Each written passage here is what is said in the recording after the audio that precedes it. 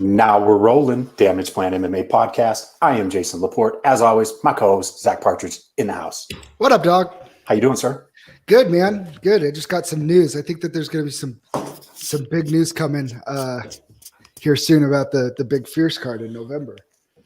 I know what it is, and I'm so stoked. Can we say it? No. Damn it. All right. It's not official yet. Well, if you listen to previous podcasts, you'll know why I'm happy. Let's just put it that way. You can put two and two together. But there's a card this weekend that's super exciting up in Logan. Headlined by my man Eric Munoz. How you doing, Eric? I'm good. Good, man. El Diablo, Eric Munoz, and Marine Corps veteran. Are you a Marine too? Semper Fi. Yes, I am. Semper Fi. Of course you are. We're taking over, Zach. We are taking over this fight game. One of the freakest, toughest dudes I've ever trained with. Of course you are. How come Jason's not tougher than when he trained? Because I was admin. I worked in an office. That's why. Yeah. I'm just teasing. How long ago were you a Marine? I was in for 4.5 because I got extended because we were overseas. Oh, okay. Yep. I'm sure you guys already all covered that before I got on, but I didn't talk about when he was in, but I'm assuming it was probably close to the same time I was in. I think. It was a long time ago. Yeah, it was quite a while ago. Well, a long time ago. I mean, it's not like you guys are too old, right? No, hell no. You know, I'm still fighting, so that's right. Keep fighting, I don't care if I'm 50 or 60. I'll keep going if I can keep going. So, I mean, that's one thing I want to talk about, Eric. You're 2-2 as a pro, but you had one of the lengthiest amateur careers around. What led to that? Was there a hesitation or just trying to find the right time to go pro? What led up to that?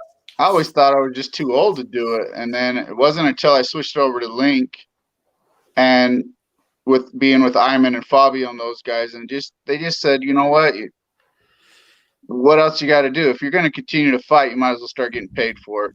You're not going to fight anybody you haven't already fought that's as tough as the guys that you fought as amateurs. Because if you look at my guys that I fought on the amateur cards, everybody, I fought all the top guys, so it's like, dude, it wasn't going to get any tougher. Might as well start getting paid.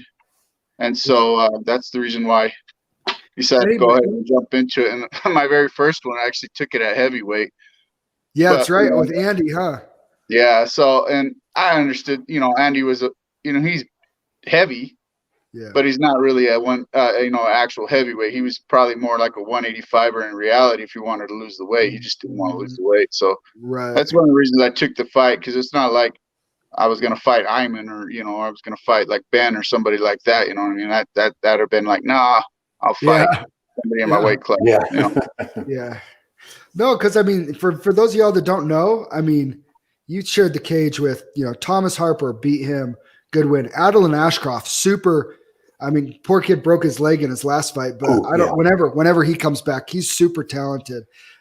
Shared the cage with Justin Oswald, Cole Schaefer, who is as good as anybody around. Max Riddle had a good amateur career. I rewatched that fight and thought you won it. You lost a tough judge's decision.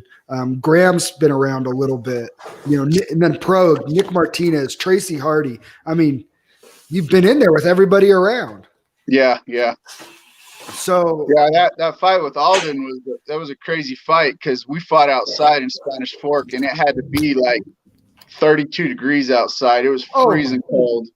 And you stepped in the cage and it felt like you were stepping on an ice rink. And we got into the third round and we were just kicking the crap out of each other. And he checked a kick on that third round, and I swear my foot just shattered. Ooh. And when I looked down at the foot, I saw that it was swollen. He's coming after me. I was calling timeout. The ref's like, "What's going on?" I'm like, "I think it broke," and they stopped the fight. So, it was a good fight up until then. But man, I tell you what, I never want to fight in that cold ass weather like that again. And who was that against? That was against Alden. Oh yeah. Yeah. Oh, third round. I got you. Mountain Force used to did them a couple times on that ice rink up in Logan. It was pretty damn cold. I'm glad they switched the venue up to a different venue. Because I hated fighting I liked the locker rooms. I liked the whole kind of the setup and everything like that. Yeah. But even though they put those plastic tiles over the ice, it still froze over. So people were going to eat shit. no matter what, stepping on the ice. And it just kind of made it like a slushy, cold feeling. People had to wear jackets even though they're inside. You know what I mean? It was just, but so what's it like? I'm looking through your resume here. What's it been like to fight for so many different promotions? Let's see, Fierce, NMEF, that's the one out in Colorado, right? Yeah. Steel Fist vet, Jeremy Horn, Mountain Force, Infamous MMA, FitCon, The Clash, South Valley Slam. I mean, Rocky Mountain MMA. I mean, you fought for anybody that's ever been around here. Well, if you knew Pat Reeves, Yeah, absolutely. He was one of the good friends of mine, and also our coach, and he was down for whatever. If we got a phone call, then we go and fight. So we never backed out of anything. And many of my fights I took on 3 days' notice. Rock Springs, Casper, Wyoming. These fights that are just way out of the way. And the thing was, I never had to cut weight. I went up in weight class just to go fight these guys on 3 days' notice, not knowing who they were. And one guy, I put him to sleep, but the ref didn't call it. So they kept letting him wake back up, and I put him to sleep again. And so I told the kid at the fight, dude, I'm like, you're an amateur, bro. Like, tap. It's not that big of a deal. Tap, I'm going to kill you. Otherwise, it's like the kid was just not very bright, you know what I mean? Yeah. And then kind of find out he was the Wyoming state boxing champion, but his wrestling was not very good. And then I went to Casper and fought this kid that was a bare knuckle fighting champion like that. And I figured he was going to come out brawling. He threw a punch. I saw it a mile away. I took him down and then ground and pound. I think I beat him in like 60 seconds or something like that. And these guys were supposed to be, they're top guys. So, and I took all those fights on short notice. But as for fighting for all the different promotions, you see a lot of differences. Steel Fist has probably the best communication and kind of the best type of show and program that they could put together. So I like fighting for Steel Fist. Can't wait till they get back. Fierce is the same way. They were kind of, they were always a pretty good promotion, but now what they're doing now is like ridiculous. Like, I love it. Mountain Force, he tries, what I mean? And obviously, a lot of things going on right now are out of his control, and a lot of things dealing with the commission and the state and the way we run things around here needs to be changed. Obviously, if there's going to be an issue where somebody might drop out with the week of the fight, they need to allow replacements. They need to allow some leniency on labs and doctors and everything like that. I can get a guy with the physical and his lab work done the same day, if they, allow me to help the guy out, Well, I know you tried to do that with Cole. I know you tried to do that with Cole. And we had all the guys, everything was set up, but they were like, no, the state won't do it. And it's not necessarily the commission. He's blaming it on the health department and other people like that. So there's got to be some changes if we're going to allow this to go on, and be successful in our state. We got to have some more leniency and some more leeway when it comes to these things, because it happens every single fight card. Somebody gets injured, something happens really close to the fight, because obviously we're cutting our weights, we're getting our weight down. There's more prone to injury, just different things. I mean, there's been very few fights that I fought that I wasn't injured. They had something going on, something that was nagging, but there was no way I was backing out of a fight unless I literally could not do it, So I mean, for those of you who don't know, like, I mean, we trained together for a little bit, and I miss it, but it's, Eric's one of the toughest dudes out there. And when you talk about a fighter's fighter, like, he's a real fighter. He, like you said, take fights on short notice, out of weight class, anytime there's a phone call, like, he's coming to fight, and it doesn't matter. And I feel like that's I don't know about you, Eric. I feel like that's a breed of fighter that's dying out a little bit. Yeah, it can be. I mean, it's become more of a sport versus more of a bar type situation where you just throw guys in there. They say, I can beat anybody, and they'll throw the drunk guy in there and see for $50 if he can win a fight. Those days are gone. It's getting super technical because you got to know everything now. Yeah. So obviously Jordan's learning that lesson. My son, I know he's got a lot of potential to go next level as we can get some size on him, get some more training in him. But he's got 3 submissions in the last couple of fights, and the thing is that we do jiu-jitsu, we do training with that like that. But if you don't commit yourself to it totally and do as much of that as you're doing the other stuff, this is what happens. And I feel like, you know, I need to do more work in those areas too. You know what I mean? So I'm always still learning. And obviously this guy I'm going against, he's coming from a wrestling jiu-jitsu type gym. He's undefeated. A lot of his fights are grind out fights. So my plan is, you know, I got to stay standing with him. Plan is to, you know, hit him hard, make him be afraid of getting hit again, and, you know, just take care of business on him. I've watched pretty much every single one of his fights, and I've yet to see him really get tagged. But I mean, you have some really good boxing and stuff too, but you talk about a grind out fight on the mat. I mean, I would say that would play into your strengths too. I mean, you're as good as a wrestler and top pressure and grinding as I've trained with. Yeah. And you know, and wrestling works if you're going against another wrestler, or wrestling works against, you know, people that don't know how to wrestle, or boxers and stuff like that. Wrestling sometimes can get you in trouble with jiu-jitsu guys. Sure. I'm not sure what level of jiu-jitsu this guy is. I've seen a lot of his fights. I haven't really seen him do a lot of submission attempts or anything like that, or, you know, so I don't know. I just got to assume he's going to be the toughest guy I'm ever going to go against. Obviously, he's undefeated for a reason. He's typically a 170-pounder, so he's coming up in weight to fight me. But he's also a kid of a famous person too. So really, when you hear the name Montel Williams, you remember the old show Montel, which is a talk show. Is that his son? His dad.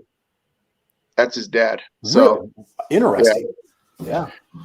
Zach probably doesn't know what that is. I used to watch Montel Williams, Jerry Springer, all those. Yeah. When my parents weren't home. Yeah, that's awesome. Like I said, you know, he's training in a legit gym. I've actually gone to that gym and I trained around with those gyms, and those guys are beasts in there. Their wrestling's no joke. Their jiu-jitsu's no joke. They have a lot of UFC fighters that train there. So, you know, if you're in a rotation, you actually get to go, you know, spar with Ngannou or somebody like that. I mean, that's like a dream. Like, I would love to go in there and just throw down with that dude. You know what I mean? You know, whether I get demolished or whether I can just say I did it. I mean, I would, you know. Well, I mean, you train at a good gym too. I mean, Team Link's you guys have some of the best fighters, right? Eric Iman obviously is a well-respected heavyweight around here, one of the top guys.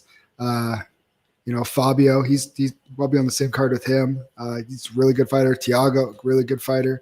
So, I mean, I know you'll be ready. I'd love to like ask you a little bit, and the people don't know, you've actually been able to fight on the same card as your son.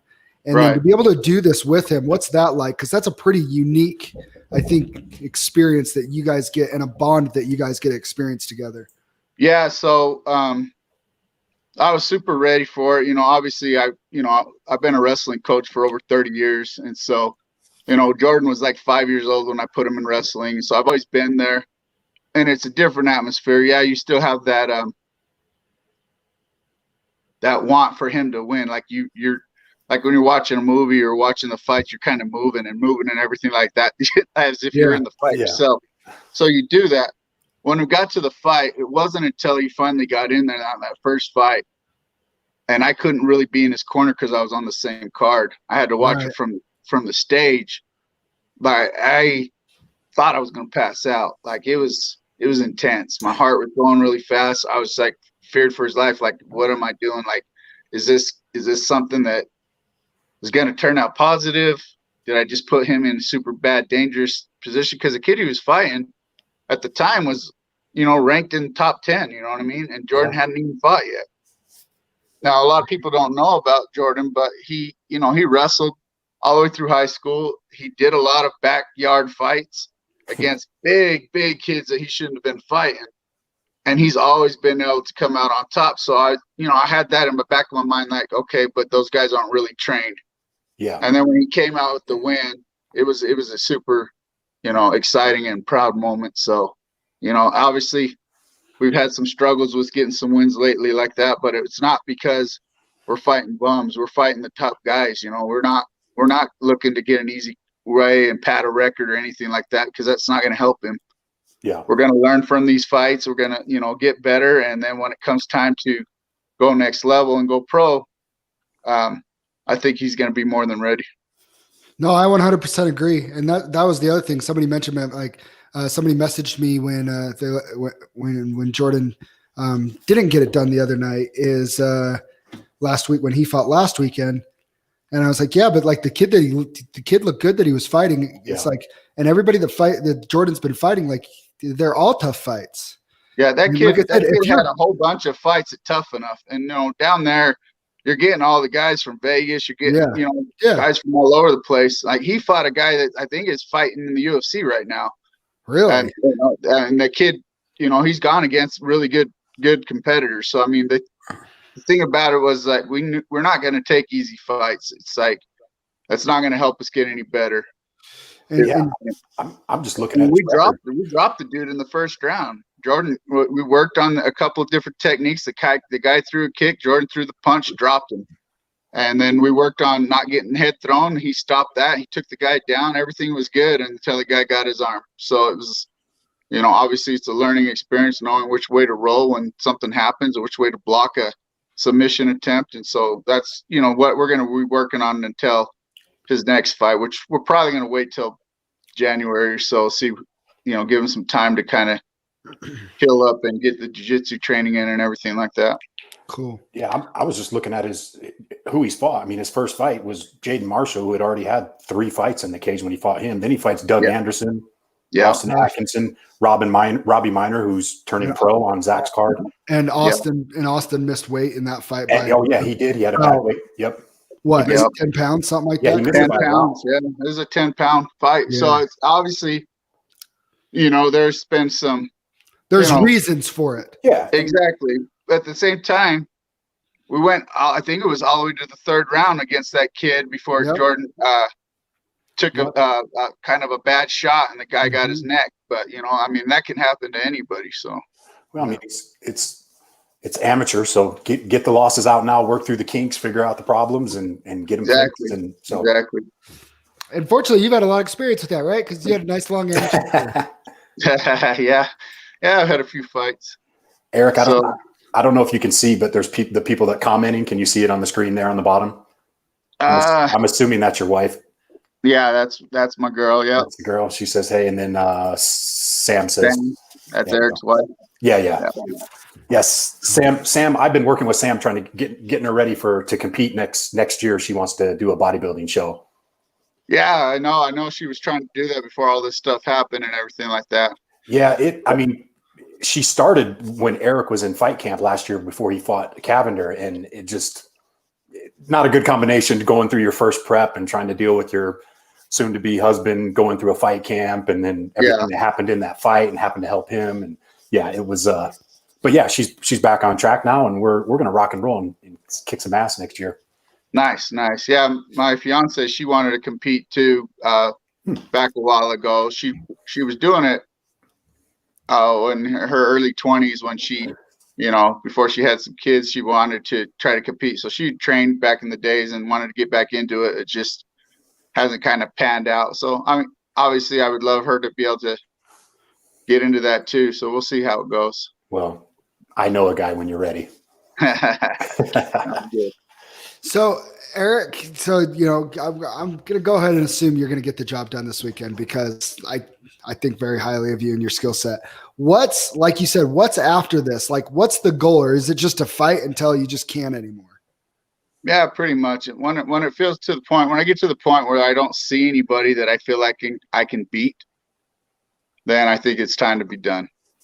But right now, there's plenty of people I got in line that I wouldn't mind fighting still. You know what I mean? Even running some back if I needed to from some of my amateur ones that, I thought, didn't quite go my way, but I think if I fought them again, it could turn out different. Obviously I'm not the same guy that I was when I started. So let me ask a couple. What are a couple that you'd like to get back? Well, I'd want to fight Oswald again. If he ever fights again.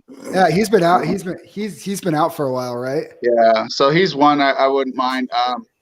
Obviously, me and Cole have been training together a little bit, and the nods with Nanad and everything like that. But we even said, I even told him when his fight dropped through that I would jump on the card and fight him if we could save the card. But then I'd have to turn around and fight again. And so we just said, well, if whoever wins moves on to the next week, whatever happens. Yeah. Love it. So, I mean, if I had to, I'm not afraid to fight anybody. And so, that's just the way it's always been. And, we're good buddies, and I wouldn't want to have to fight a friend or anything like that. But, if it comes down to it, there's a belt on the line, there's good money involved or whatever like that, which it's not likely to happen here in Utah with any of that. But so there's, I really did feel like I beat Max Riddle. So I wouldn't mind running that one back. And then Oswald, obviously, I had an injury that I didn't realize I had until after the fight, and I had realized I had broke my neck. Oh, damn. And so there was a reason why my left arm wasn't working in that fight, and I couldn't figure out what it was until afterwards. And I ended up having surgery on my neck, and I thought, well, I was done. So I retired. And then I got called back to get back into it after, everything kind of rehab back. And that's when I fought Cole Schaefer. It was on my first fight back, you know what I mean? Which is, think about it, it's kind of crazy, but I did it. No, it was crazy, but but full story. That was in honor of your friend Pat Reeves, who just passed away and stuff like that. I mean, that fight was a lot more about an honoring a friend too, though, than just. Well, that was the Max Riddle fight. The Cole Schaefer fight was a different fight. Oh, my bad. Okay, my bad. Yeah. But no, the one I would like I is Max Riddle, because I watched your fight with Max, and I thought you won then, and I would like you to see. I'd like you to see get that one back for sure. Yeah. But other than that, I mean, all the other fights, it's just like, move on to the next one. You know what I mean? Sure. You got me. Let's move on to the next one. I don't need to kind of stew over it too long. Just kind of, I like to just, go from one camp to another, and, try not to put too much time between fights. Typically about every 3 months, I like to take a fight, but, if I could fight every weekend and stay healthy, I'd do it. Hell yeah. They just don't make them like you anymore, Eric. No, they don't. They don't at all. I thought I did a pretty good year last year. I fought 3 times in 1 year, and I'm like, man, I'm cranking them out. Yeah. I mean, that's still pretty active though. Yeah. There's some of these guys that they're lining me up to fight, and I'm like, this dude hasn't fought for like 2 years. Like, what has he been doing? Yeah. It's awesome. Well, I mean, I'm just gonna say this as somebody, like I said before, you should I think super highly of Eric and his family and Jordan. So I'm super excited to watch you throw down main event Friday night. Yeah, ticket sales have not been that great. A lot of people don't want to travel that far. I'm trying to get up there, man. I'm trying to work something out. So I'm trying to get up there. I'll hit you up here by tomorrow or something. Yeah, no worries. Yeah, the thing is that, with everything going on, we just didn't know, where's it going to be? Is it going to happen, Yeah, well, originally when the fight was going to happen, I had sold all my tables. I had sold everything. Everybody was going to go. And now everybody that was on that and now have something else going on. You know what I mean? So it's just like, that's just the way it is. And it's kind of sucks. But, I was hoping they would bring it down to Ogden. There was a chance that they could have brought it down to Ogden, but Ogden was like, no, we don't want our numbers spiking. We're not going to do anything like that right now. So they just said no to it. So we got the green light in Logan. We got that yesterday, I believe. And so it's on. So we'll just see how it goes. It's too bad they couldn't do something like Bare Knuckle did with their streaming, where if I clicked on your name, if I was streaming it, then you would get credit for that if I'm watching it from home. Yeah, they have their website set up. I don't know if it can give you credit. I was hoping that would happen. You should talk to Juan, because I think we'd love Jordan some credit last weekend, and if we can't make it up, I mean, too. For those that don't know, Eric's one of my guys for insurance too, so I like to kick him some sponsorship money here and there. So I definitely got you there for this fight, but yeah, if I don't know if Juan has any way to track that, because if I can't get up there, I definitely would like some of that money to go to you if I'm buying to watch your fight. Right. Yeah, for sure. And, like I said, it's like $20, I think, to buy the stream or whatever like that. So you would think, if you could kick 5 out of that 20 over to the fighter, then that For would sure. help. Especially with everything that's going on with all the COVID crap, right now. Exactly. It's like, let you guys capitalize on this a little bit. Yeah. Yeah, I know he lost a lot of money on that Cole fight because Cole sold a lot of tickets, dude. I know he did. I guarantee he lost five grand minimum just from Cole not getting that fight. Well, and I mean, like I said, my dumb head brain farted. I thought that you and Jordan were on the same card again, or else I would have kept my ticket and just gone out there to watch Jordan. But yeah, before they canceled this last card, we tried to pull it together and still make it happen. We did get Jordan to pull in and take a short notice fight, so we were going to be on the same card. Oh, maybe that's what it was. But then they just bumped the whole card, and then Jordan ended up getting on this one instead. So, all right. We have a Sam said that we can ride up with him, Zach, if we decide to go up. Cool. They have rooms. That'd be cool. Sounds good. So hopefully, Sam, I'll ride up with you. You don't want COVID boy in your car. It's coming back negative. It's going to come back negative. We're good. Okay. We're going to be good. Okay. I'll bring the respirator for you. Do you, Eric, do you have any sponsors you want to give a shout out to? Really just, I used to have guys that I'd go to. I had some tattoo guys that I would throw out there and stuff, and I haven't really had them anymore. I still, they're still my guys. I still recommend people go to them. One of them, his name is Mackenzie Peterson. He works at a place that's Image Injection. I think it's on 27th or 29th in Harrison. They moved his shop up there, and he's awesome when it comes to, if you want really bright, beautiful colored tattoos, he's the guy to see. Obviously, I still talk to Dave Foley. He's always been a guy that's helped me start this whole career. So I always recommend, anybody who has kids or women or anybody that wants to do specific types of boxing or camps and stuff, I always send them to him still. So he's still always my bud, and I'm we're bros for life. Cool. My biggest thing is my cousin. My cousin's one of my biggest fans. He does a lot of my banners. He's done them for a lot of the fights.